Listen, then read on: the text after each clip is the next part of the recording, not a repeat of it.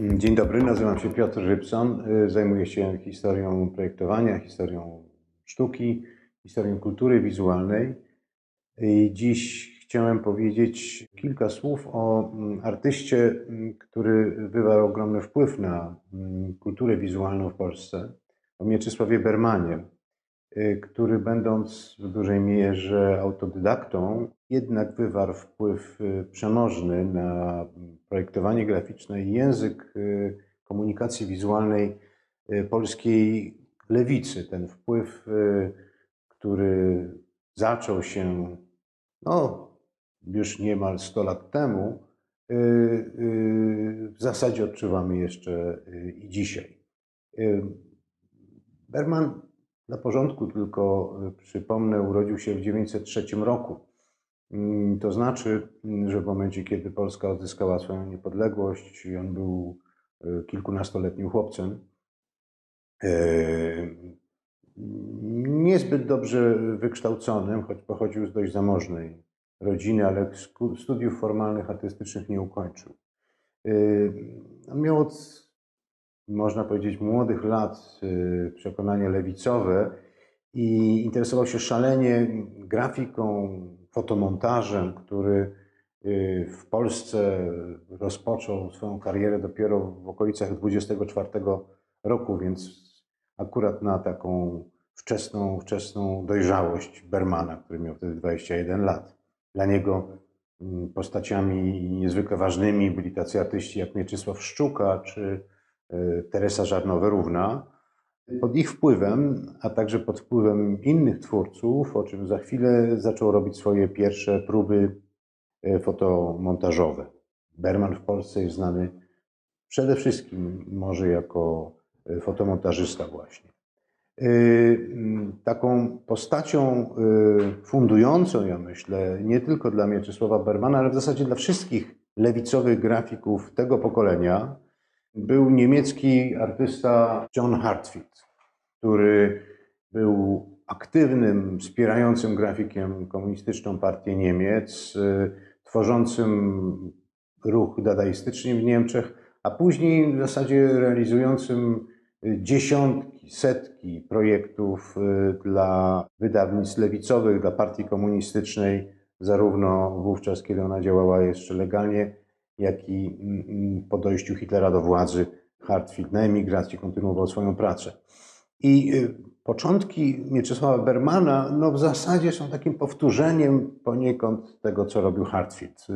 Berman wiąże się z komunistycznymi wydawnictwami podziemnymi, takimi jak Przekrój 1930, Dwutygodnik Informacyjny i inne. To wszystko były gazetki, które były wydawane na fali kryzysu, który rozpoczął się, jak pamiętamy, na przełomie 1929 i 1930 roku.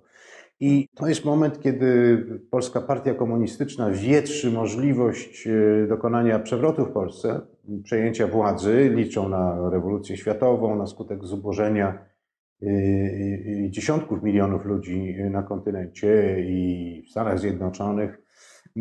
I Berman tutaj włącza się jako grafik w projektowanie tych pisemek, które były bardzo prześladowane przez ówczesne władze, konfiskowane, cenzurowane, także pojawiają się tam bardzo często takie puste miejsca, ale bardzo dominującym elementem graficznym są tam montaże i rysunki Mieczysława Bermana. Więc jego początki są ściśle związane z działalnością partii komunistycznej, chociaż Berman członkiem tej partii nigdy nie był. Dość szybko dostrzegają jego talent wydawcy, i to potężni wydawcy, tacy jak Melchior Wańkowicz, który wespół z Kisterem prowadzą wydawnictwo Rój. Także inni wydawcy zaczynają zamawiać u Bermana fotomontażowe okładki. To jest pewne novum wówczas. Tych fotomontaży na okładkach książek beletrystycznych, reportażowych wówczas było bardzo niewiele. I wiedząc o tym, że on jest artystą lewicowym i widząc rosnące zapotrzebowanie na ten rodzaj literatury również wśród czytelników, zwłaszcza Rój zaczyna wydawać publikacje, które puszczają takie oko do czytelnika w sanacyjnej Polsce. Są albo wypełnione treścią lewicową, lewicującą, albo pacyfistyczną. Mija właśnie kilkanaście małych lat od czasu wybuchu wojny światowej, I wojny światowej, i dopiero wówczas rozpoczyna się taka literatura, powiedziałbym, rozliczeniowa z tym, co w Polsce było słusznie dosyć poczytywane za wielki sukces, ponieważ kraj odzyskał niepodległość, ale w procesie odzyskiwania tej niepodległości na kontynencie podczas wielkiego starcia mocarstw życie postradały miliony ludzi, a dziesiątki milionów postradało zdrowie, więc tutaj fala literatury, która wówczas się pojawia i jest skierowana do Bermana, który robi niezwykle przejmujące, takie ekspresyjne fotomontaże okładkowe do tych właśnie publikacji. Berman na początku lat 20. kontynuuje swoją współpracę z wydawnictwami komunistycznymi, zwłaszcza z takim ilustrowanym czasopismem Ze Świata, a jednocześnie otrzymuje coraz poważniejsze zlecenia od wydawców, już nie tylko takich dużych wydawców jak Rój, ale również od takich wydawców, którzy de facto prowadzą rodzaje butików komunistycznych na rzecz propagowania rozmaitych treści politycznych. W Polsce partia komunistyczna już jest wówczas zabroniona, prześladowana, w związku z tym rozmaite formuły są stosowane do tego, żeby treści te przemycać. Pojawiają się nowe wydawnictwa, które właśnie mają taki charakter butikowy i tutaj Berman jest głównym projektantem tych publikacji, książek Trockiego, Tretiakowa. Prasa i literatura sowiecka wówczas zaczyna być coraz częściej publikowana w Polsce. To jest taki paradoks, między innymi na skutek tego, że wydawcy nie musieli płacić praw autorskich autorom, w związku z tym książki i Majakowskiego, i Ehrenburga i tak dalej są coraz częściej wydawane. I przy rosnącej fali zleceń Berman zaczyna bardzo profesjonalizować swój warsztat. Znaczy odchodzi już od robienia li tylko fotomontażowych okładek i zaczyna też robić rzeczy o charakterze stricte literniczym. Polska typografia wówczas była niezwykle uboga, w związku z tym bardzo wiele produkcji graficznych na rzecz wydawnictw było robione odręcznie. To było po prostu liternictwo i jak widać tutaj Berman eksperymentuje z bardzo rozmaitymi formami pisania, używając różnych narzędzi do tego i wypracowuje swój bardzo niepowtarzalny styl. Pisanie kałankiem czy rozmaitymi innymi narzędziami graficznymi nie było niczym rzadkim w dwudziestoleciu, natomiast styl Bermana jest dość wyjątkowy i często podrabiany przez innych artystów. Na fali swojego sukcesu, bo już w latach 32-33 Berman staje się artystą bardzo rozpoznawalnym, zaczyna otrzymywać również zlecenia państwowe. Na przykład projekt fotomontażowy, taki narracyjny projekt pożyczki inwestycyjnej polskiej, która miała finalizować się w roku 1944. Różne druki, które wypełniane są tą propagandą wizualną, realizowaną przy pomocy bardzo prostych komunikatów, robionych z zastosowaniem fotomontażu i takich mocnych literniczo komunikatów. Wydaje się, że bardzo świadomie Bermana zatrudniono do tej roli, ponieważ to były rzeczy kierowane przede wszystkim do słabo wykształconych mas robotniczych, mało zarabiających, więc komunikaty, które projektował Berman, pojawiały się również na telegramach, na rozmaitych znaczkach, uloteczkach itd., po to, żeby właśnie duże grupy Polaków wykupywały te inwestycyjne obligacje.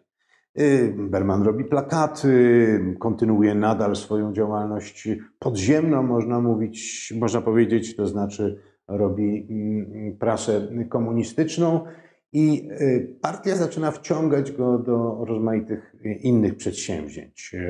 Berman jest proszony o robienie scenografii teatralnych przy użyciu swoich talentów fotomontażowych, to znaczy produkując rodzaje takich wielowarstwowych kompozycji przy użyciu projektorów i realnych plakatów, ilustrując rewolucyjne spektakle teatralne.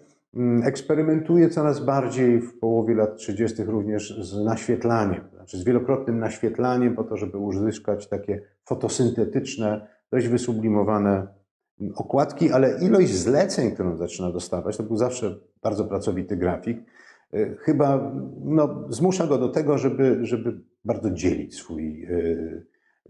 swoją stylistykę i dopasowywać rozmaite formy wydawnicze do różnego typu treści. Być może również i po to, żeby samemu się w tym nie zagubić. A więc z jednej strony opracowuje takie szymele graficzne dla całych serii wydawniczych, z drugiej rezerwuje swoje fotomontaże dla pewnego rodzaju wydawnictw, okładki typograficzne dla jeszcze innego rodzaju wydawnictw. Połowa lat 30. to również moment, w którym z grafika użytkowego Bergman staje się artystą. Jego fotomontaże zaczynają funkcjonować jako samodzielne dzieła, już nie jako ilustracje prasowe czy elementy okładkowe, ale on razem z grupą młodych artystów o przekonaniach lewicowych lub komunistycznych zakładają stowarzyszenie, środowisko plastyków warszawskich, które de facto jest pierwszą organizacją artystyczną w Polsce, która ma propagować coś, co nazywamy później socrealizmem. W ich wykonaniu ten socrealizm w ogóle nie był żadnym socrealizmem na modłę sowiecką. Każdy wnosił tam to, co potrafił. Prawdziwy socrealizm kształtuje się dopiero po wojnie, w końcu lat 40. Natomiast to były rozmaite próby znalezienia formy wizualnej dla takich komunikatów kierowanych do robotników, do mas pracujących, o treści oczywiście lewicowej i komunistycznej.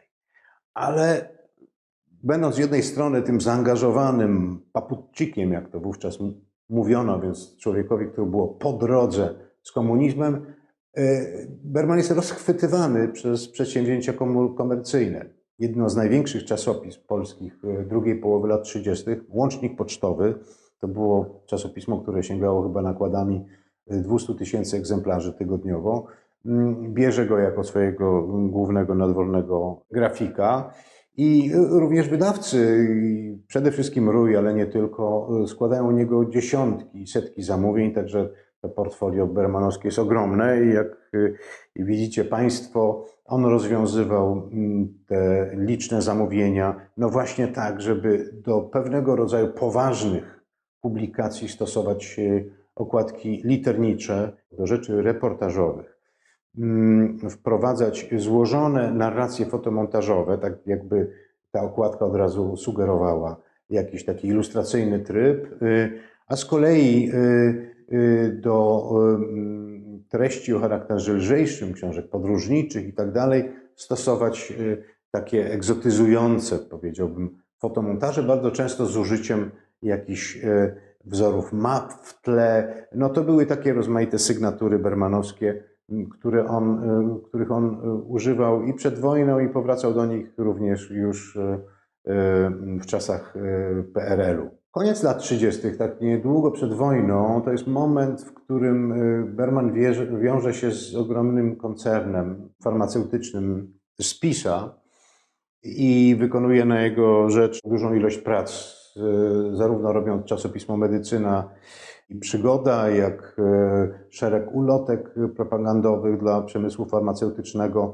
Zarówno wówczas, jak i dzisiaj przemysł farmaceutyczny no to był jeden z największych przemysłów, który dysponował gigantycznymi pieniędzmi i wysokiej klasy druki mógł finansować i pewnie dobrze płacić również Mieczysławowi Bergmanowi.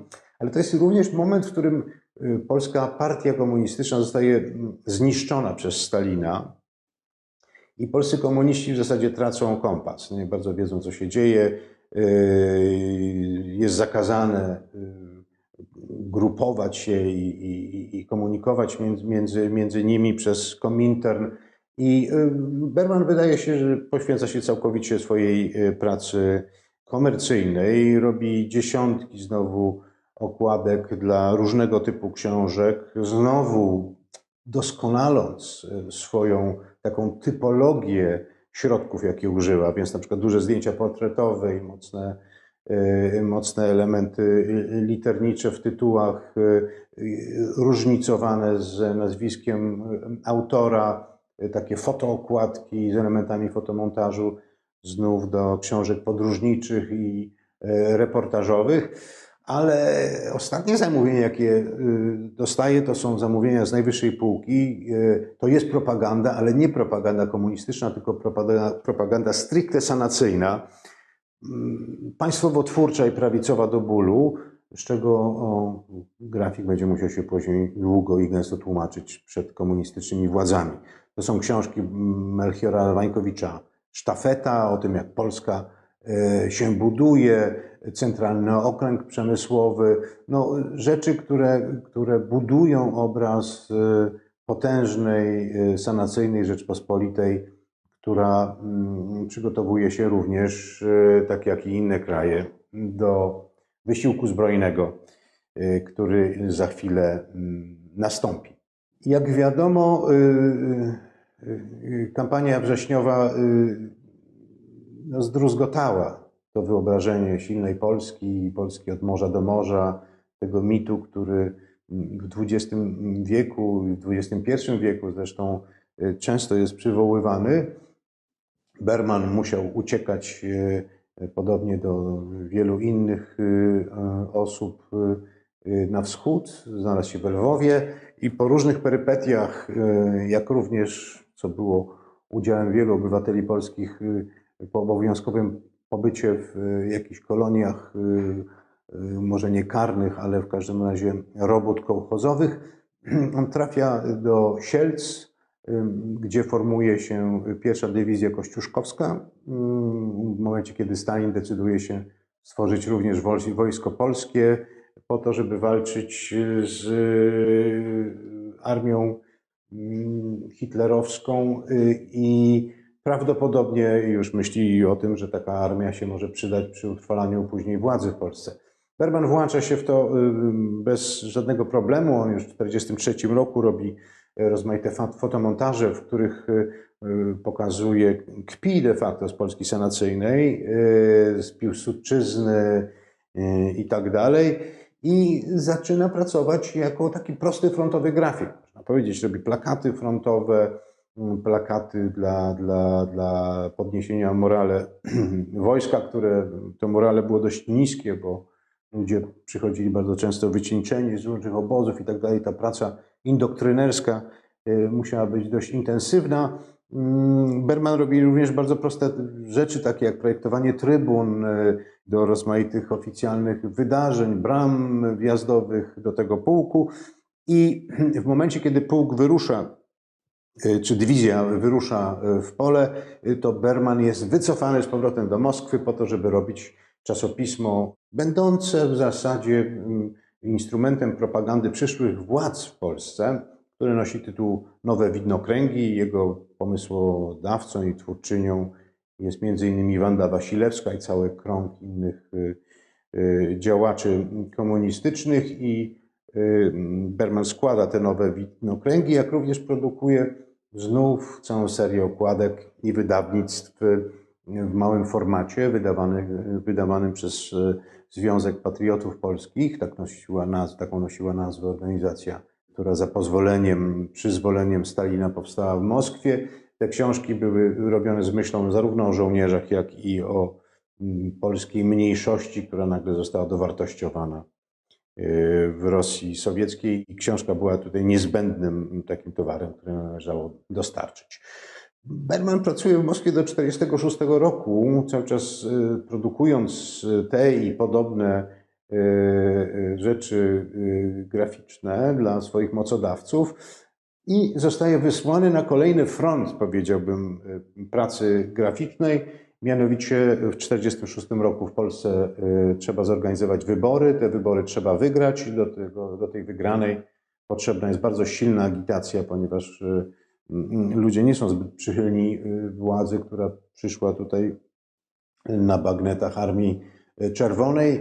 I Berman jest autorem szeregu publikacji, które mają tłumaczyć, dlaczego Polacy powinni głosować 3 razy tak, dlaczego powinni głosować za odzyskaniem ziem zachodnich, za zniesieniem Senatu i tak dalej. I od tego momentu, od 1946 roku, Berman staje się bardzo aktywnym uczestnikiem, powiedziałbym, walki kulturowo-politycznej po stronie zwycięskich władz, po stronie polskich komunistów i sprzyjających im, czy wspierających ich mocodawców, realizując takie najważniejsze, powiedziałbym, zadania ideologiczne, które tylko i wyłącznie nie tylko utalentowany grafik, ale również grafik, który zna się na rzeczy ideologicznej, wie, kto ma być duży na zdjęciu, a kto w montażu ma być mały, jaka treść ma być po lewej, a jaka po prawej stronie, jakie wątki należy wytuszować, wyretuszować.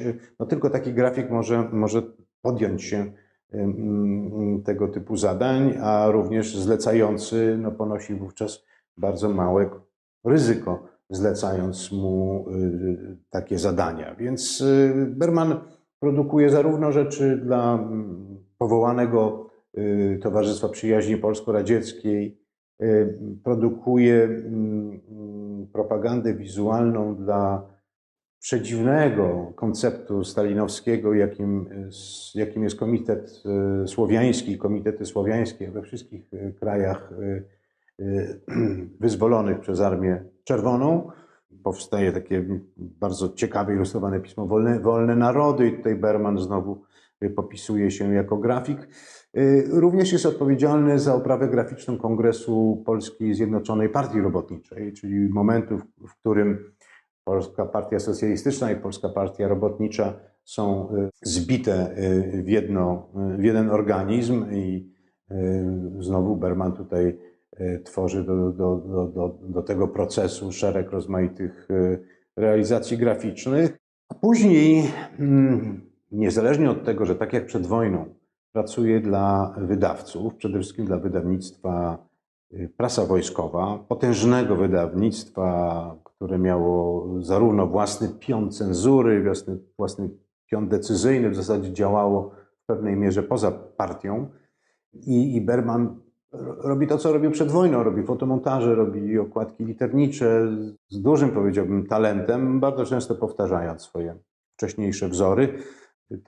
To jest niezwykle spektakularny popis takiego, powiedziałbym, socmodernizmu, czyli stylistyki, która używa środków wypracowanych przez nowoczesną kulturę wizualną, awangardę i tak dalej, ale stosowaną do stricte ideologicznych celów. Jak również Berman otrzymuje znowu takie najważniejsze zlecenia, jeśli chodzi o produkcję czegoś, co nazwałem kiedyś Bibliami komunizmu, a więc takimi pozycjami książkowymi, które miały być fundamentem jakiejś zaklętej wiedzy na temat tego, jak się rzeczy mają i jak należy je czytać. To są książki, które rehabilitują przedwojenną partię komunistyczną. Operacja bardzo skomplikowana, ponieważ ta partia została zniszczona przez komunistów sowieckich, więc jakby wyprostowanie tej historii jest obarczone wielkim ryzykiem, ale partia w Polsce też potrzebuje mieć, że tak powiem, swoje papiery szlachetności, więc ta operacja musi być wykonana. Ale także publikacje, które już to honorują dziesięciolecie powstania takich właściwych polskich sił zbrojnych. Rzeczy, które ukazują się na pięciolecie PRL-u liczone od 1944 roku. Monumentalna publikacja poświęcona Komunie Paryskiej i tak dalej, po bardzo luksusowo wydany przewodnik po Muzeum Lenina w Poroninie, który służył zapewne jako taki luksusowy, tak jak dzisiaj się to też robi, obiekt, prezent dla rozmaitych notabli odwiedzających tych czy innych czynowników. I na koniec tej historii, która trwać będzie nieco dłużej, ale jeśli chodzi o jej wpływ na projektowanie graficzne w Polsce, no to zamyka się pewnie z końcem lat 50., początkiem lat 60., Mieczysław Berman odnajduje się również po odwilży.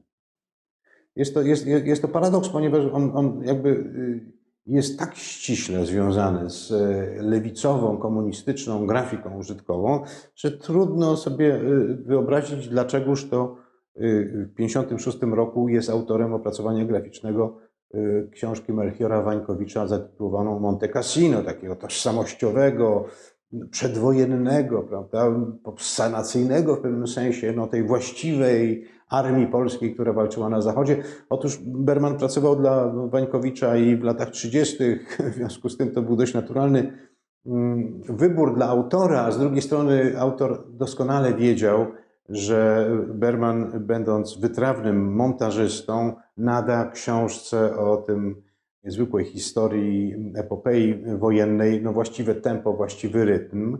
I Berman wywiązał się z tego bardzo, bardzo poprawnie. Z drugiej strony jego mocodawcy w prasie wojskowej, która już jest wówczas prasą czy wydawnictwem Ministerstwa Obrony Narodowej, też mieli pewność, że Berman nie przeciągnie struny w swoim projektowaniu i że to będzie utrzymane w pewnych cywilizowanych z ich punktu widzenia ramach narracji wizualnej.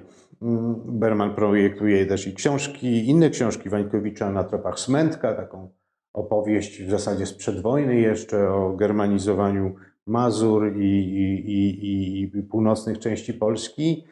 I oczywiście pracuje nadal dla swoich kolegów, czy współpracuje ze swoimi kolegami, produkując rozmaite lewicowe opowieści o tym, jak to naprawdę przed wojną było. W tym późnym dorobku Mieczysława Bermana, 50-kilku już letniego projektanta, który z czasem odejdzie w ogóle od projektowania graficznego i zajmie się wyłącznie sztuką fotomontażu, w tym późnym dorobku znajduje się kilka bardzo ważnych pozycji. Jedną jest taki monumentalny album, pierwszy de facto, poświęcony zagładzie Żydów, nosi tytuł Męczeństwo, walka, zagłada Żydów w Polsce i jest wydane we współpracy z Żydowskim Instytutem Historycznym. I tutaj Berman chyba bardzo silnie emocjonalnie również reaguje na treści, które opracowuje. On de facto jest współautorem tej książki. Jedna z ważniejszych, myślę, publikacji, jeśli chodzi o opracowanie graficzne, ale również i treść wydana po wojnie. I książka zupełnie inna, której jest również współautorem i jako współautor występuje tam razem z dawnym futurystą Anatolem Sternem. Jest to książka poświęcona jego młodzieńczemu bohaterowi Mieczysławowi Szczuce, opowieść o wybitnym, przedwcześnie zmarłym artyście, od którego prawdopodobnie Berman sztukę fotomontażu przejął. Także ta wydana już w latach 60. publikacja jest zarówno takim hommage złożonym swojemu mistrzowi, którego zapewne nigdy nie spotkał, jak również potwierdzeniem własnych artystycznych rodowodów w sytuacji, gdzie Berman, wywikławszy się już ze wszystkich swoich powinności i obowiązków wobec władz komunistycznych, stał się wreszcie niezależnym artystą fotomontażu.